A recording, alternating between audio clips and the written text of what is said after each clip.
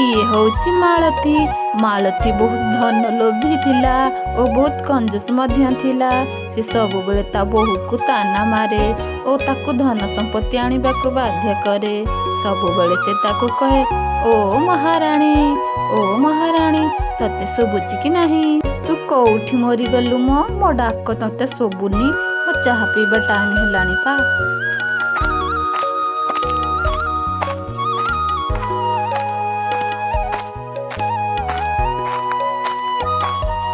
ଓ ତୁ ମରି ଯାଇଥିଲୁ ନା କୋଉଠି କା ସାথে କଥା ହଉଥିଲୁ ମୋ ଡାକ ତତେ ଶୁଭୁନି?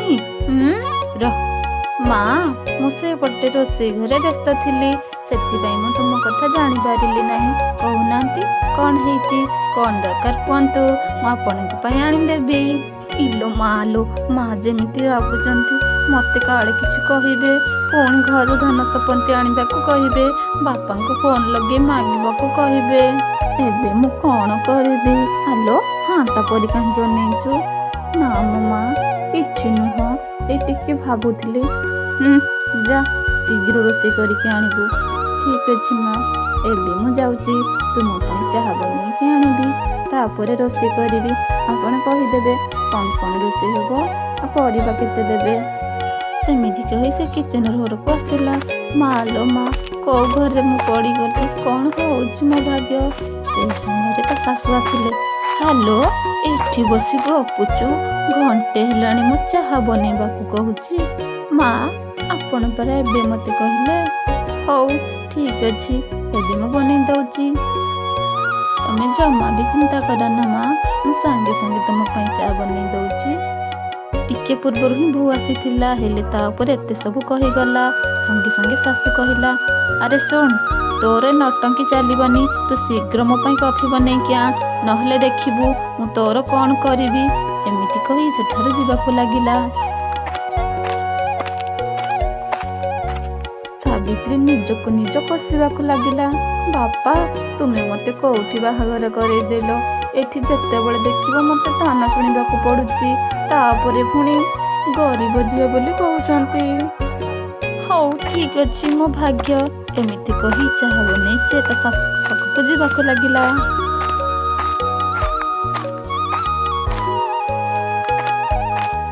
ଓ କାଳି ମୁହିଁ, ତୁ ପୁଣି କୋଉଠି ଶୋଇ ପଡ଼ିଲୁ ନା ମରିଗଲୁ ଜଲ୍ଦି ନେଇକି ଆସୁନୁ, ମୋ ମୁଣ୍ଡ ବହୁତ ଜୋରେ ବିନ୍ଧା ହେଲାଣି। ଚାହା ଟିକେ ବନେଇବାକୁ ଏତେ ଲେଟ୍ କରୁଛୁ? ତ ବାପ ଘରେ କ'ଣ ତୁ ଏଇ ଆସିକି ଆସିଛୁ? ମୋ ପୁଅକୁ ମୁଁ ମନା କରୁଥିଲି, ୟାକୁ ବାହା ହନା, କିଏ ମୋ କଥା ଶୁଣୁଛି? ସେଇ ସମୟରେ ବୋଉ କଫି ନେଇକି ଆସିଲା। ହେଇନିଅ ମା ତୁମ କଫି।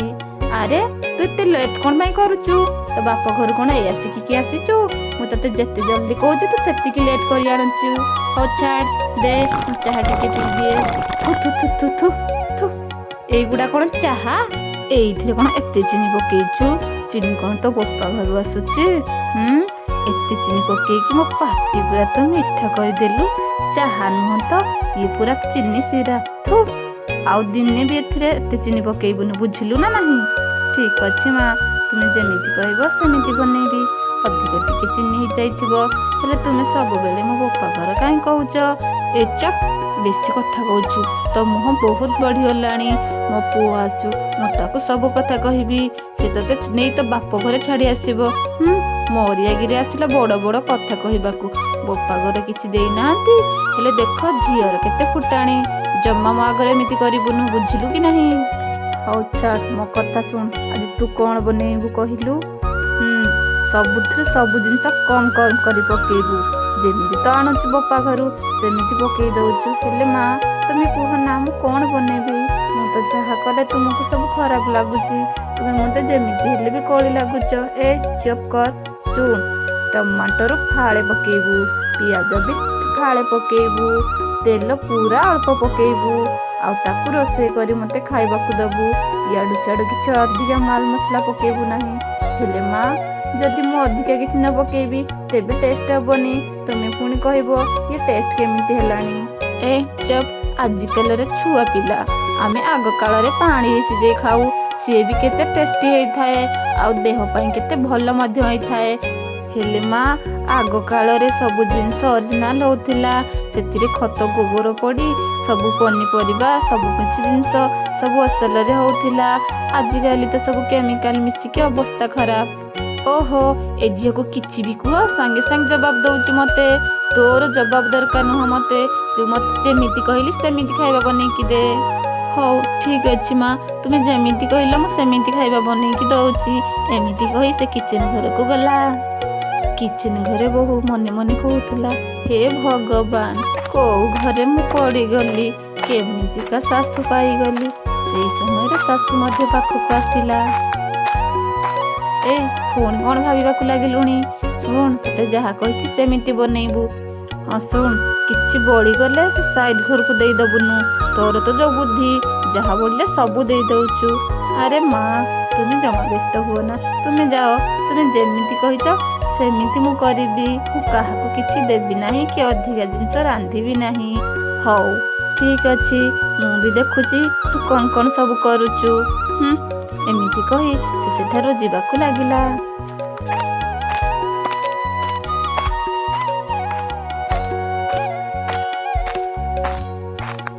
ଏଇ ଘରେ ବାହା ହେଇ ମୋ ମୁଣ୍ଡ ପୁରା ଖରାପ ହେଇଯିବ। ଏତିକି ଜିନିଷରେ ମୁଁ କେମିତି ରାନ୍ଧିବି? ଗରିବ ଲୋକ ଖାଇବାକୁ ମାଗିଲେ ତାକୁ ବି ମାଗନ୍ତି, ତୁ ତାକୁ ଦବୁନୁ। ଆଉ ଏସବୁ ମୋ ଦ୍ୱାରା ହଉନାହିଁ। ରମେଶ ଅଫିସରୁ ଆସିଲା। ଅଫିସରୁ ଆସିଲା ବେଳେ ମା ମଧ୍ୟ ତାଙ୍କ ପାଖକୁ ଆସି କହିଲା, ରମେଶ, ଯୋଉ ତ ପ୍ରେମ ବିବାହ କରି ଝିଅ ଆଣିଲୁ, ତାପରେ କିଛି ସମ୍ପତ୍ତି ମଧ୍ୟ ଆଣିଲୁ ନାହିଁ। ଆଉ ସେ ଝିଅ ଏ ଘରର ସବୁ ଜିନିଷ ଅଧିକା କରି ପକାଇ ଡୋଳେଇ ରୋଷେଇ କରେ। ମୋ କଥା ମଧ୍ୟ ଜମା ଶୁଣୁନାହିଁ। ତୁ ଗୋଟିଏ କାମ କର, ତୁ ଆଉ ଗୋଟିଏକୁ ବିବାହ କର। ଇଏ ବି ରହିବ, ସିଏ ବି ରହିବ, ଆଉ ସିଏ ଧନ ସମ୍ପତ୍ତି ଗୋଡ଼ାଏ ଆଣିବ। ଏମିତି ସବୁ କହୁଥାଏ। ମୋ କଥା ଶୁଣୁଛୁ କି ନାହିଁ? ରମେଶ ବହୁତ ଭଲ ଥିଲା। ସେ ସବୁବେଳେ ଶାଶୁ ବୋହୂଙ୍କ ମଝିରେ ରହେ ନାହିଁ, ସବୁବେଳେ ହୁଁ ହାଁ କରି ସେଠାରୁ ଚାଲିଯାଏ। ଆରେ ମା, ତୁ ସବୁବେଳେ କାହିଁକି ଧନ ଲୋଭ କରୁଛୁ କହିଲୁ? ଗୋଟିଏ ଭଲ ଝିଅ ଥିଲେ କେତେ ଭଲ କଥା। ସେଇ ସମୟରେ ମଧ୍ୟ ତାରି ବୋହୂ ସିଆଡ଼କୁ ଚାଲି ଆସିଲା। ଆଉ ପାଖରେ ଛିଡ଼ା ହେଇ ସବୁ କଥା ଶୁଣିଲା। ଏଇ ଦେଖୁନୁ କାଳି ମୁହିଁ, ନା କିଛି ଧନ ସମ୍ପତ୍ତି ଆଣିଛି, ମନ ଇଚ୍ଛା ସବୁ କାମ କରୁଛି। ତୁ ତୋ କଥା ବୁଝ, ତୁ ସବୁବେଳେ ତ ସ୍ତ୍ରୀ ପଟିଆ ହେଲୁ, ମାଆକୁ କିଏ ପଚାରେ? ଏମିତି କହି ବହେ ଗୁଡ଼େ କଥା କହିଲା। ଖାଇସାରି ବେଡରୁମରେ ବସିଥିଲା। ଆଉ ସେଇ ସମୟରେ ସାବିତ୍ରୀ ମୁହଁକୁ ଫୁଲାଇ ଘର ଭିତରକୁ ଆସିଲା। ଆରେ ସାବିତ୍ରୀ, ତୁମେ ମୁହଁ କାହିଁକି ଫୁଲାଇଛ? ଆରେ ତୁମେ ମା କଥାକୁ ଜମା ଧର ନାହିଁ। ସିଏ ତ ବୁଢ଼ୀ ହେଲେଣି, ଇଆଡ଼େ ସିଆଡ଼େ ସବୁ କହୁଛନ୍ତି, ତୁମେ କ'ଣ ତାଙ୍କ କଥାକୁ ଧରିବ? ହେଲେ ରମେଶ, ତୁମେ ଜାଣିଛ ନା, ମା ଯାହା ମୋତେ କହୁଛନ୍ତି, ଛାଡ଼, ଗରିବ ଲୋକ କିଛି ଖାଇବାକୁ ଦେଲେ ସିଏ ବି ତାକୁ ମୋତେ କହୁଛନ୍ତି। ହେଲେ ତୁମେ ତ ଜାଣିଛ ମୁଁ ସମସ୍ତଙ୍କୁ ସବୁ କିଛି ଦେଇଦିଏ। ମୋତେ କିଏ କେବେ କିଛି ମାଗିଲେ ମୁଁ ମନା କରିପାରେ ନାହିଁ। ଯଦି ମୋ ମାଆକୁ ଭଲ ଲାଗୁନି, ତେବେ ଘର ଛାଡ଼ି ମୁଁ ଚାଲି ଯାଉଛି। ତମେ ଆଉ ମା ଖୁସିରେ ରହିବ। ତୁମେ ଯଦି ଚାହିଁବ ତୁମେ ତାହେଲେ ଦ୍ୱିତୀୟ ବିବାହ କରିପାରିବ। ମୁଁ ତୁମକୁ କିଛି କହିବି ନାହିଁ। ତମେ ଖୁସିରେ ରହିଲେ ମୁଁ ଖୁସି। ସାବିତ୍ରୀ, ତୁମେ ଏମିତି କହିପାରିଲ? ତୁମେ ମୋ ଜୀବନ, ମା ମୋ ପ୍ରାଣ। ତୁମ ଦେହକୁ ଛାଡ଼ି ମୁଁ ବଞ୍ଚିପାରିବିନି। ତୁମେ ଏମିତି କ'ଣ କହୁଛ? ହେଲେ ମୁଁ କ'ଣ କରିବି? ତୁମେ କୁହ ରମେଶ। ତମ ମା ଆଉ ତୁମେ କଥା ହେଉଥିବାର ମୁଁ ସବୁ ଶୁଣିଛି। ଯଦି ତୁମେ ଚାହଁ ବିବାହ କରିପାରିବ। ତୁମେ ମୋ କଥା ଚିନ୍ତା କର ନା, ମୁଁ କେମିତି ବି କରି ରହିଯିବି। ଆରେ ସାବିତ୍ରୀ, ତୁମେ ବି କ'ଣ ବୁଢ଼ୀ ହେଇଗଲଣି? ବୁଢ଼ୀଙ୍କ କଥାକୁ ନେଇ ଏତେ ଚିନ୍ତା କରୁଛ? ହଉ ଠିକ୍ ଅଛି, ତମେ ଯଦି ମୋ କଥାରେ ରାଜି ହେବ, ମୋ ପାଖରେ ଗୋଟେ ଭଲ ଆଇଡ଼ିଆ ଅଛି। ସେଇଥିରେ ମା ବି ବଦଳିଯିବ, ଆଉ ତୁମେ ଆଉ ମୁଁ ଖୁସିରେ ବି ରହିପାରିବା। କ'ଣ କହୁଛ ସାବିତ୍ରୀ? ଆଚ୍ଛା, ମୁଁ ବି ଶୁଣେ ତୁମର ପ୍ଲାନ୍ କ'ଣ। ଯଦି ସେଇ ପ୍ଲାନ୍ରେ ଆମ ଘର ଖୁସିରେ ରହିବ, ମା ମୁଁ ତୁମେ, ଯଦି ଆମେ 3 ଜଣ ଖୁସିରେ ରହିବା, ତେବେ ମୁଁ ସେ ପ୍ଲାନ୍ରେ ରାଜି। କ'ଣ କହୁଛ ରମେଶ, ତୁମେ କୁହ। ରମେଶ ଫୁସ୍ କରି କିଛି କହିଲା। ଆଉ ସାବିତ୍ରୀ ମଧ୍ୟ ମୁଣ୍ଡ ହଲେଇ ହସିଲା। ମୁଚୁକି ହସ। ଠିକ୍ ଅଛି, ଶୁଣ ସାବିତ୍ରୀ, ତାହେଲେ ଆଜିଠୁ ଆମ ପ୍ଲାନ୍ରେ ଆମେ ଲାଗିଯିବା। କ'ଣ କହୁଛ? ଏମିତି ଦୁହେଁ ହସିଲେ। ତାର ଦିନ ସକାଳେ ମାଳତୀ ଏମିତି ବସିଥାଏ। ହଠାତ୍ କାର ଆସିବାର ଶବ୍ଦ ଶୁଣିଲା। ଦେଖିଲା ସେ ଆଜି ଏତେ ଶୀଘ୍ର ରମେଶ କ'ଣ ଅଫିସରୁ ଆସିଲାଣି, ଆଉ ତା ସେଥିରେ ଗୋଟେ ମଡେଲ ଝିଅ।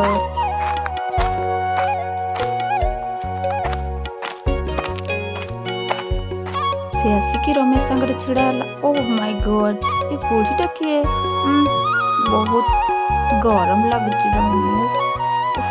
ଏସି ଟିକେ ଲଗାଉନ। ଆଉ ଏ ବୁଢ଼ୀଟା ଏଠି କ'ଣ କରୁଛି? ଓ ମାଇ ଗଡ୍, ଏମିତି କହିବାକୁ ଲାଗିଲା।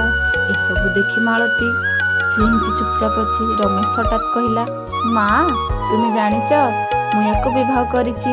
ତୁମେ କହୁଥିଲ ସାବିତ୍ରୀ ଭଲ ନୁହଁ, ରୋଷେଇ ବି କରିପାରୁନି, ଆଉ ସେ ତା ବାପ ଘରୁ କିଛି ଟଙ୍କା ବି ଆଣିନି। ସେଥିପାଇଁ ମୁଁ ରୋଜିକୁ ମ୍ୟାରେଜ୍ କରି ନେଇଛି। ଇଏ ଆଜିଠୁ ତୁମ ନୂଆ ବୋହୂ। ଏ କଥା ଶୁଣି ମାଳତୀ ତ ଟିକେ ରାଗିଲା। ହଁ ତୁ ସତ କହୁଛୁ ରମେଶ, ଇଏ ବହୁତ ଟଙ୍କା ଆଣିବ। ଲାଗୁଛି ତ ବଡ଼ ଘର ଝିଅ। ବହୁତ ଟଙ୍କା ସୁନା ଗହଣା ସବୁ ନେଇକି ଆସିବ। ମୋ ଘର ପୁରା ଫୁଲ ହେଇଯିବ। ଏମିତି ମନେ ମନେ ମାଳତୀ ହସିଲା। ତୁ ବହୁତ ବଢ଼ିଆ କଲୁ, ଏବେ ଯାଇକି ଗୋଟିଏ ଭଲ କାମ କଲୁ।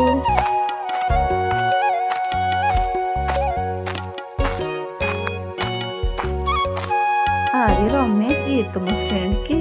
ଆଚ୍ଛା ଠିକ୍ ଅଛି, ମୁଁ ତାଙ୍କ ପାଇଁ କଫି ବନେଇକି ଆଣୁଛି। ସେଇ ସମୟରେ ମାଳତୀ କହିଲା, ଆଲୋ ମହାରାଣୀ, ରାଜା ଘରର ଝିଅ, ଇଏ କୋଉ ଫ୍ରେଣ୍ଡ ନୁହଁ, ଇଏ ମୋ ରାଜେଶିଆକୁ ସେଟା କ'ଣ ତ ମ୍ୟାରେଜ କରିକି ଆସିଛି। ସିଏ ଆଜିଠୁ ଏ ଘରେ ରହିବ। ତ ଇଚ୍ଛା ହଉଛି ରହ, ତ ଇଚ୍ଛା ହଉଛି ଏଠାରୁ ଚାଲିଯା। ଏମିତି କ'ଣ କହୁଛ ମା? ହଉ ଠିକ୍ ଅଛି, ଯଦି ମୁଁ ଏଠାରୁ ଚାଲିଗଲେ ତୁମେ 3 ଜଣ ଖୁସିରେ ରହିବ, ତେବେ ମୁଁ ଏଠାରୁ ଚାଲି ଯାଉଛି। ମୁଁ ତୁମରି କୌଣସି ଅସୁବିଧା କରିବିନି। ହଁ ତୁ ଚାଲିଯା। ଇଏ ଝିଅ ଧନ ସମ୍ପତ୍ତି ବହେ ଆଣିବ, ଆମେ ବହୁତ ଖୁସିରେ ରହିବୁ। ତୋର ଏଠି ରହିବା ଦରକାର ନାହିଁ। ଏମିତି ମାଳତୀ କହିଲା। ମାଳତୀ ଭିତରକୁ ଗଲା। ରମେଶ କହିଲା ମନେ ମନେ, ଆରେ ମା ସତରେ ମାଳତୀ ଚାଲିଯିବନି ତ? ଯାଉ, ସେ ଗଲେ କ'ଣ ହବ କି?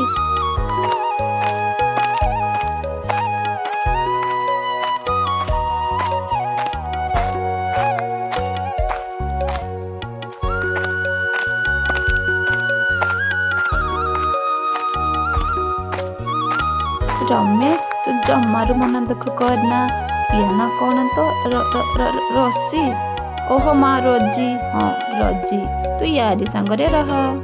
ଓହୋ ମାଇ ଗଡ୍, ଏ ଘରେ ଗୋଟେ ବି ଚାକରାଣୀ ନାହାନ୍ତି। ନଥିଲେ କ'ଣ ହେଲା ମ, ଏ ବୁଢ଼ୀ ଅଛି। ଏମିତି ମାଳତୀକି ଘରର ସବୁ କାମ କରାଏ। ମାଳତୀ ଇଲୋ ବୋପାଲୋ, ଅଣ୍ଟା ପିଠା କେମିତି ହେଇଗଲାଣି। କାମ କରି କରି ସାନ ବୋଉ ମତେ ମାରିଦବ। ତାଠାରୁ ଭଲ ତ ସେ ମୋ ବୋଉ ଥିଲା, ସାବିତ୍ରୀ। ମୋର ସବୁ କଥା ମାନୁଥିଲା, ମୁଁ ଯାହା କହୁଥିଲି ତାହା କରୁଥିଲା। ଧନ ସମ୍ପତ୍ତି କ'ଣ ହବ? ଇଏ ମତେ କାମ କରାଇ କରାଇ ମାରିଦବ। ମତେ କିଛି ଗୋଟେ କରିବାକୁ ପଡ଼ିବ। ତାର ଦିନ ସକାଳେ ରୋଜି ସୋଫା ଉପରେ ବସି ସବୁବେଳେ ଅର୍ଡ଼ର କରେ। ଆଉ ମାଳତୀ ସେଦିନ ରାଗିଗଲା ଆଉ କହିଲା, ରୋଜି ସୋଫା ଉପରେ ବସି ଏମିତି ଗୀତ ଗୁଣଗୁଣ କରୁଥିଲା। ସେଇ ସମୟରେ ମାଳତୀ, ହେଇଲ ହେଇ ବଡ଼ ଘର ଝିଅ, ତୋର ଏଇ ଧନ ସମ୍ପତ୍ତି ମୋର ଦରକାର ନୁହଁ। ତୁ ଏଠାରୁ ଯେତେ ଶୀଘ୍ର ପାରୁଛୁ ଚାଲିଯା। ମୁଁ ରମେଶ ଆସୁ, ମୁଁ ତତେ ଘରୁ ଧକ୍କା ମାରି ବାହାର କରିଦେବି। ତୋ ଠାରୁ ଭଲ ତ ମୋ ସାବିତ୍ରୀ ବୋହୂ। ହଠାତ୍ ରୋଜି ଛିଡ଼ା ହେଇ କହିଲା, ଏ ବୁଢ଼ୀ ଚୁପ୍ କର, ତୋରି ପାଇଁ ତ ଏସବୁ ହେଇଛି। ଭଲ ବୋହୂଟାକୁ ଗାଳି କରି କରି ସବୁବେଳେ ମାରୁଥିଲୁ। ମୋରି ପରିକା ଝିଅ ତତେ ଦରକାର ଥିଲା, ସେଥିପାଇଁ ମୁଁ ଏଠି ଅଛି। ମୁଁ ରମେଶକୁ କହି ତତେ ମାଡ଼ ଖୁଆଇବି, ତୁ କ'ଣ ମତେ ମାଡ଼ ଖୁଆଇବୁ? ମାଇ ଫୁଟ୍, ମୋ ଚପଲର ସମାନ ତୁ ହବୁନୁ, ତୁ ମତେ ଗାଳି କରିବୁ? ଏ ବୁଢ଼ୀ ଏଠାରୁ ପଳା, ନହେଲେ ମୋ ମୁଣ୍ଡ ଖରାପ ହେଲେ ତତେ ଫ୍ରିଜ୍ ଭିତରେ ପୁରାଇ ଲକ୍ କରିଦେବି। ସେଇଠି ଆଇସ୍କ୍ରିମ୍ ହେଇଥିବୁ।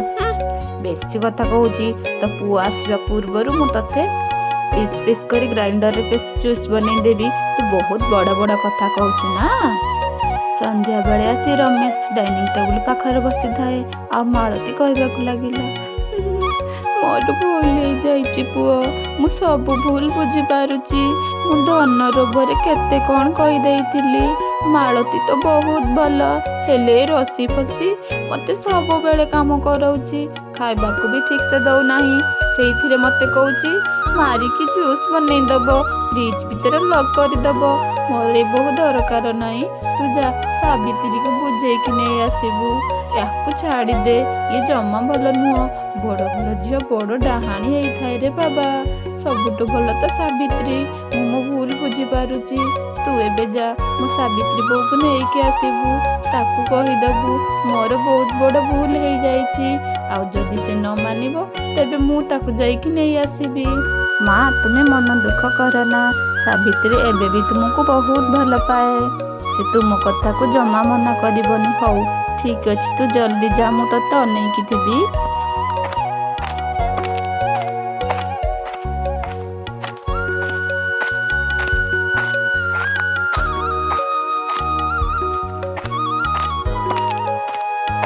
ମାଳତୀ ସାବିତ୍ରୀକୁ ଦେଖି ଆଖିରୁ ଲୁହ ଭାସି ପଡ଼ିଲା।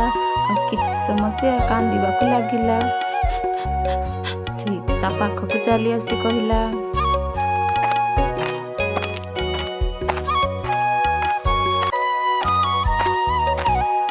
ମାରେ ତୁ ମୋତେ କ୍ଷମା କରିଦେ। ମୁଁ ତତେ ବହୁତ କଷ୍ଟ ଦେଇଛି, ବହୁତ କଟୁ କଟୁ କଥା ମଧ୍ୟ କହିଛି, ହେଲେ ତୁ ସବୁ ସହିଯାଇଛୁ। ଆରେ ମା, ତୁମେ ପରା ମୋ ମା। ମା କ'ଣ କଟୁ କଥା କହିଲେ ମୁଁ କ'ଣ ରାଗିପାରିବି? ତୁମେ ଜମା ବ୍ୟସ୍ତ ହୁଅ ନା, ମୁଁ ତୁମ ଉପରେ ରାଗିନି। ରମେଶ ସେପଟୁ ହସି ହସି କହିଲା, ତୁମ ଶାଶୁ ବୋହୂଙ୍କ ଝଗଡ଼ା, ମୁଁ ସେଥିରେ କାହିଁକି ପଶିବି?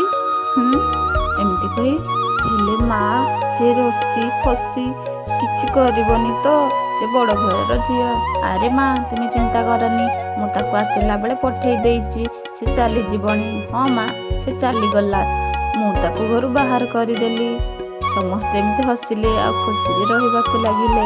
ସେଦିନ ରାତିରେ, ଆରେ ବା, ତମେ ଯେଉଁ ଭଲ ଆଇଡ଼ିଆ ଦେଇଥିଲ, ସତରେ ତ ଭଲ କାମ କରିଗଲା। ଆମ ପରିବାର କେତେ ଖୁସିରେ ରହିଲା। ହେଲେ ରୋଜି କିଏ? ଆରେ ରୋଜି ମୋ ସାଙ୍ଗ। ମୁଁ ତାକୁ ସବୁ ସତ କଥା କହିଥିଲି, ଆଉ ସିଏ ମଧ୍ୟ ସାହାଯ୍ୟ କରିବାକୁ କହିଲା। ଭାଉଜଙ୍କ ପାଇଁ ମୁଁ କ'ଣ ଏତିକି କରିପାରିବିନି? ଆଚ୍ଛା, ଏବେ ଘର ଚିନ୍ତା ସରିଲା, ଏବେ ଚାଲ ଆମେ ଶୋଇବା। ଏମିତିରେ ଗପ ସରିଗଲା।